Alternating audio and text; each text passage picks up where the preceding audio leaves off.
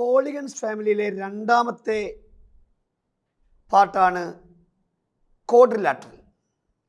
അതിൽ ആദ്യ ഭാഗമാണ് സ്ക്വയർ, സമചതുരം. ഒരു പോളിഗണിൻ്റെ 4 വശങ്ങൾ ഒരേ നീളമുള്ളവയാണ്. ആ ഒരേ നീളമുള്ള ക്വാഡ്രിലാറ്ററലിനെ പറയപ്പെടുന്ന പേരാണ് square.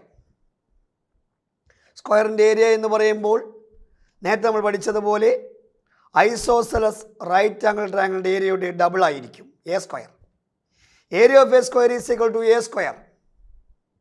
Perimeter of a square, ചുറ്റളവ്, ഇതെല്ലാം എ ആണ്. എ ചുറ്റളവ് 4a. Area of a square is equal to a square. Perimeter of a square is equal to 4a.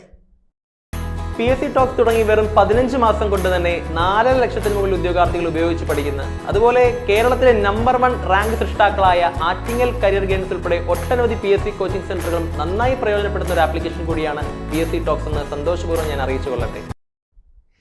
Diagonal of a square.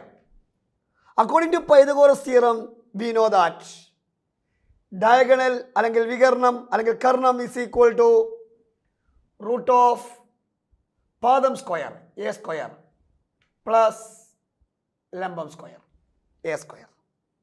A square plus a square is equal to 2a square equal to a√2.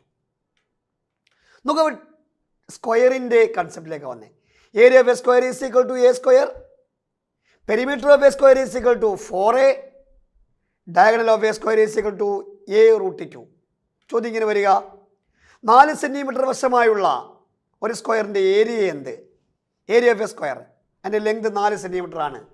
A is equal to 4 centimetre. Length 4 centimetre ആയിട്ടുള്ള സ്ക്വയറിൻ്റെ area, ആ എയുടെ square കണ്ടാൽ മതി. 4ൻ്റെ square, 4 square സമം 16. Unit centimetre ആയതുകൊണ്ട് ഏരിയയുടെ unit centimetre square അല്ലെങ്കിൽ സ്ക്വയർ സെൻറ്റിമീറ്റർ, ചതുരശ്ര സെൻറ്റിമീറ്റർ എന്ന് പറയും. അപ്പം 4 സെൻറ്റിമീറ്റർ വശമായുള്ള ഒരു സമചതുരത്തിൻ്റെ ഏരിയ പരപ്പളവാണ് 16 centimetre square. For more classes, download PSCtalks.